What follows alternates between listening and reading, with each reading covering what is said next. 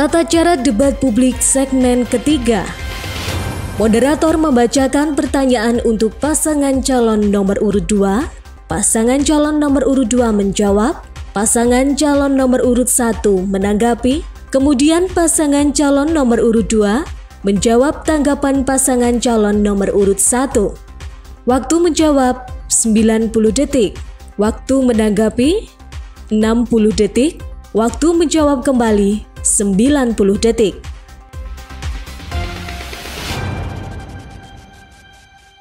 Baik, terima kasih para hadirin dan juga para pemirsa di rumah yang masih setia bersama kami dalam acara debat publik tahap pertama pemilihan Bupati dan Wakil Bupati Pacitan tahun 2020.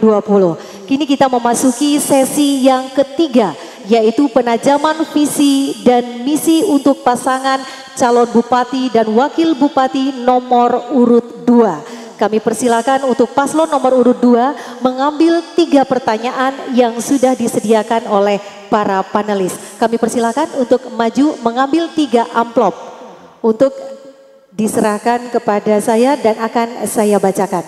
Kami persilakan 3 pertanyaan, 3 amplop.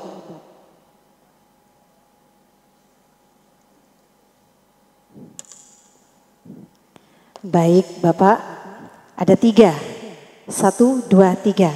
Baik, kami persilakan untuk kembali ke tempat. Saya akan membacakan pertanyaan yang sudah disusun oleh panelis. Untuk pertanyaan pertama, untuk paslon nomor urut 2. Waktunya sama, yaitu 1,5 menit untuk menjawab pertanyaan.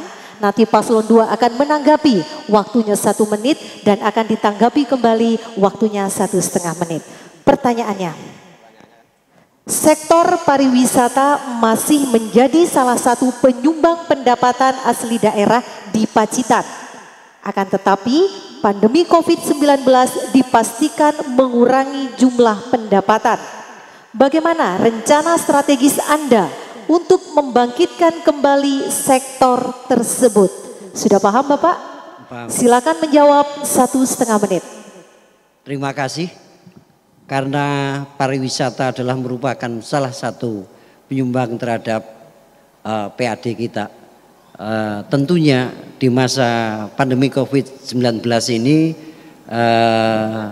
kita akan melakukan suatu edukasi bagaimana tempat-tempat objek wisata bisa dikunjungi oleh para pengunjung, namun para pengunjung tadi tetap mematuhi SOP kesehatan COVID-19. Ini salah satu untuk mengupayakan supaya pariwisata juga akan bisa dinikmati oleh warga masyarakat.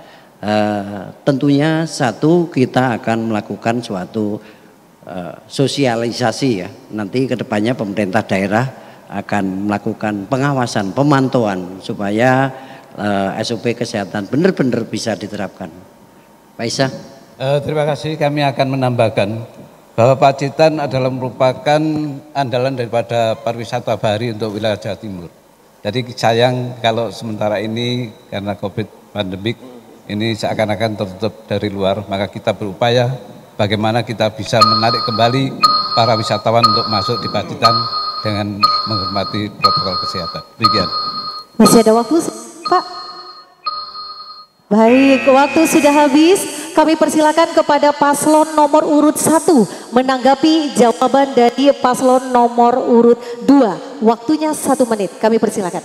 Ya, terima kasih. Jadi kalau saya mendengarkan dari pasangan nomor urut 1 atau Pak Yudi, tadi saya juga belum mendengarkan artinya apa yang konkret, karena tadi disampaikan membuka kawasan. Saya pikir sekarang juga ada beberapa yang sudah dibuka, kemudian masalah COVID kita juga selalu mengumandangkan atau selalu bahkan sekarang pun sudah diawasi gitu loh.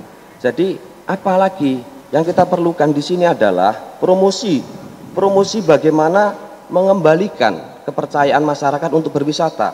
Yang kedua, tentunya kita harus bekerja sama dengan biru-biru perjalanan dan sebagainya agar masyarakat itu juga bisa tertampung dengan baik, terlayani dengan baik, terpromosikan dengan baik. Kemudian media-media digital, jangan lupa sekali lagi kita gunakan. Dan destinasi yang ada sekarang ini perlu kita tambah malahan. Gitu, terima kasih. Baik, waktu sudah habis, kami persilakan kepada paslon nomor 2 untuk menanggapi. Waktunya 1,5 menit, kami persilakan. Yang saya maksud, kita penambahan sektor wisata ini bukan seperti itu, Pak Haji. Yang saya maksud, pariwisata kita selama ini sudah dikenal sama mereka. Bahkan kita tidak menerima kunjungan rombongan pakai bus. Karena apa?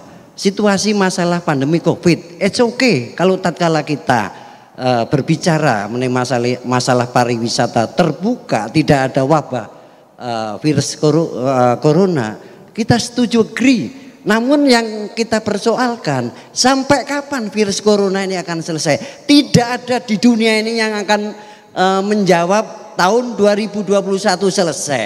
Sekarang ini kita berbicara situasi pandemi COVID, bagaimana kita memperlakukan tempat-tempat wisata kita masih dinikmati oleh para pengunjung, baik itu wisata lokal maupun wisata dari luar. Demikian yang saya maksud. Kita sekarang bicara wisata, bicara mengenai masalah wabah pandemi COVID-19. Ini yang saya maksud. Mungkin mau menambahkan, Bapak, kami persilakan, masih ada waktu. Terima kasih. Kita menyadari bahwa wisatawan mancanegara ini pintu gerbangnya melalui Jogja. Di sana ada wisata budaya. Bagaimana baik, menarik, waktu sudah habis, Bapak, kami mohon maaf, waktu sudah habis. Saya akan melanjutkan untuk pertanyaan kedua dari panelis. Izinkan saya untuk membuka pertanyaan untuk paslon nomor 2.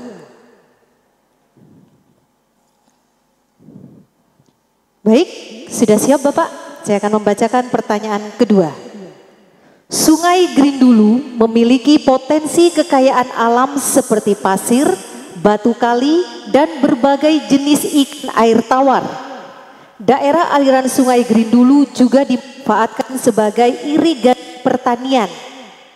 Bagaimana program Anda untuk mengoptimalkan potensi tersebut namun tidak merusak ekosistem yang ada? Sudah jelas? Kami persilakan untuk menjawab. Oke, terima kasih. Selama ini program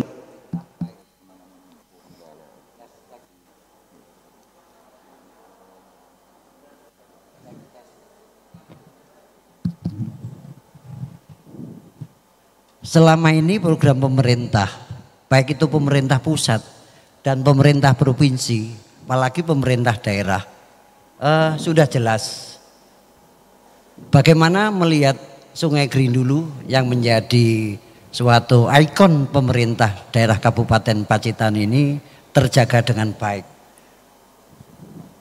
Tentunya yang dilakukan program dari pemerintah pusat melakukan adanya proyek bendungan yang ada di Waduk Tukul ini.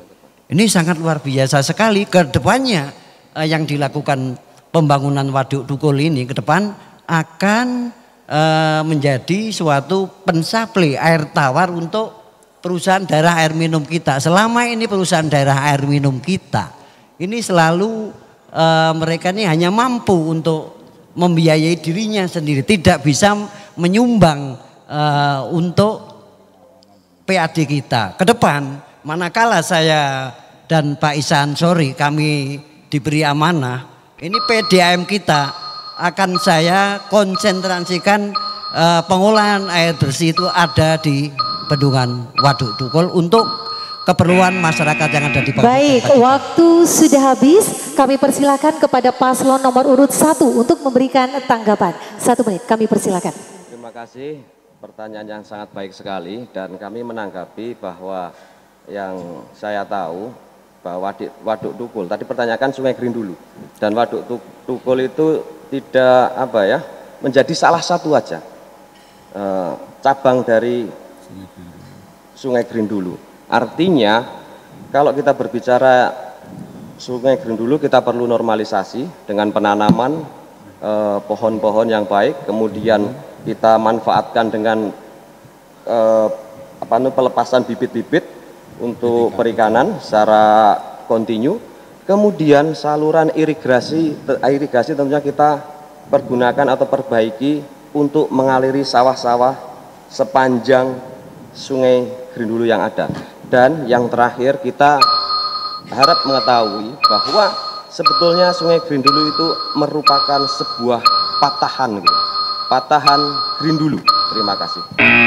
Baik, waktu sudah habis, kami persilakan kepada paslon nomor urut 2 untuk menjawab kembali tanggapan dari paslon nomor urut 1. Kami persilakan.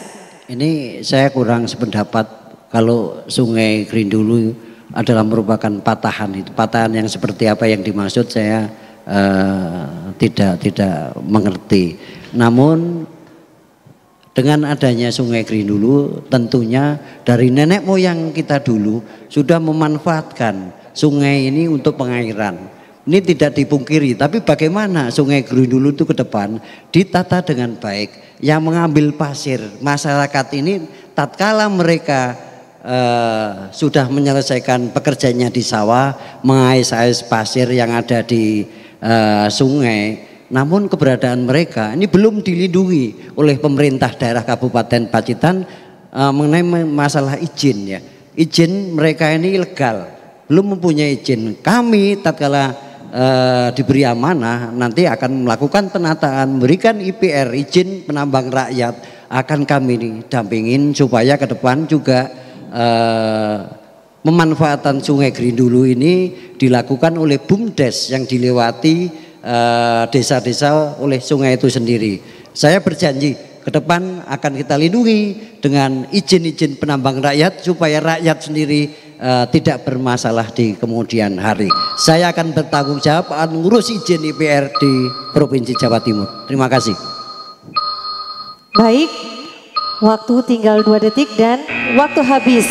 Baik, Bapak, masih tersisa 1 pertanyaan dari panelis. Saya akan membuka 1 amplop yang berisi pertanyaan untuk paslon nomor urut 2. Pertanyaan terakhir. Sudah siap Bapak? Saya akan membacakan. Benur merupakan hasil laut yang menjanjikan bagi masyarakat Pacitan. Benur. Benur. Benur bukan ini kalau lidah-lidah yang agak konsep. Benur merupakan hasil laut yang menjanjikan bagi masyarakat Pacitan. Hingga pertengahan tahun 2020, benur terjual puluhan ribu ekor. Bagaimana langkah konkret Anda untuk memaksimalkan hasil laut secara berkelanjutan? Kami persilakan. Terima kasih. Ini kami juga bingung tatkala Menteri Kelautan dan Perikanan itu dijabat oleh Bu Susi, mereka ini memberikan regulasi adanya pelarangan penangkapan benur di wilayah perairan kita. Namun ganti menteri, ganti kebijaksanaan. Ini yang tentunya ke depan kami juga akan mengevaluasi itu supaya habitat benur yang ada di wilayah pesisir pantai, khususnya pantai Kabupaten Pacitan ini kelestariannya juga terjaga.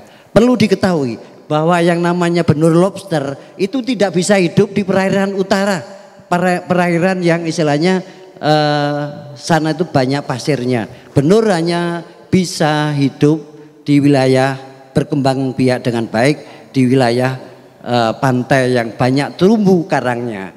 Oleh karena itu juga tentang peredaran benur itu sendiri ke depan juga akan dipantau oleh pemerintah daerah, karena istilahnya sekarang ini regulasinya sudah diberi izin untuk menangkap benur. Ini tentunya nanti pemerintah daerah ke depan kami akan melakukan suatu pemantauan supaya jelas benar yang Baik, waktu sudah habis. Kami persilakan kepada paslon nomor urut 1 memberikan tanggapan kepada paslon nomor urut 2. Kami persilakan.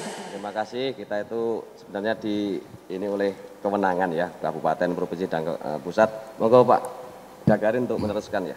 Terima kasih. Jadi terkait benur, memang tadinya tidak diperkenankan, tapi dengan adanya permen akhirnya diperkenankan untuk dijual belikan. Konteksnya demikian, kita itu tidak bisa menghindari perubahan, termasuk perubahan regulasi. Nah, dalam konteks ini seharusnya kita mempersiapkan tenaga-tenaga yang berketerampilan di dalam alih teknologi.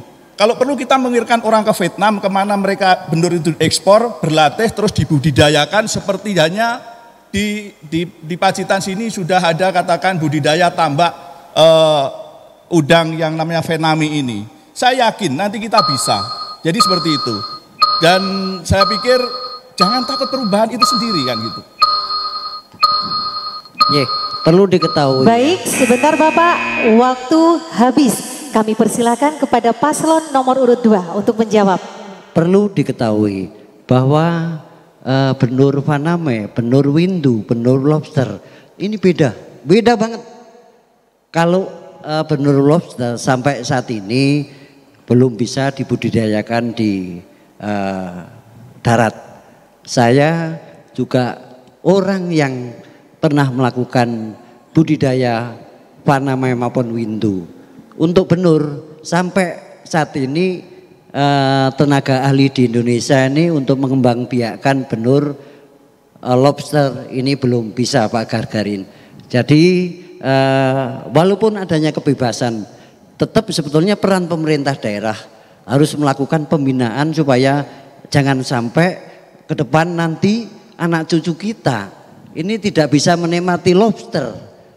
Ini risiko yang harus kita lindungi, bahwa keberadaan lobster yang habitatnya ada di pantai selatan dan mempunyai ekosistem yang sedemikian ini tidak dipunyai oleh pantai utara. Ini regulasinya ke depan pemerintah daerah harus mengawal. Kalau pemerintah daerah tidak melakukan pendampingan, ini anak cucu ke depan juga akan menjadi hanya cerita aja yang didengarkan tentang lobster yang selama ini menjadi unggulan di Pacitan. Terima kasih.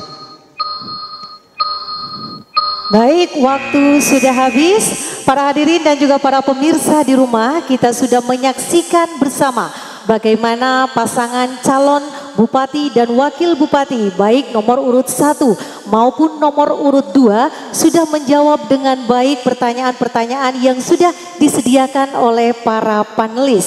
Sesaat lagi pada segmen berikutnya akan ada debat terbuka antara kedua pasangan calon bupati dan wakil bupati. Tetaplah bersama kami dalam acara debat publik tahap pertama pemilihan bupati dan wakil bupati Pacitan tahun 2020.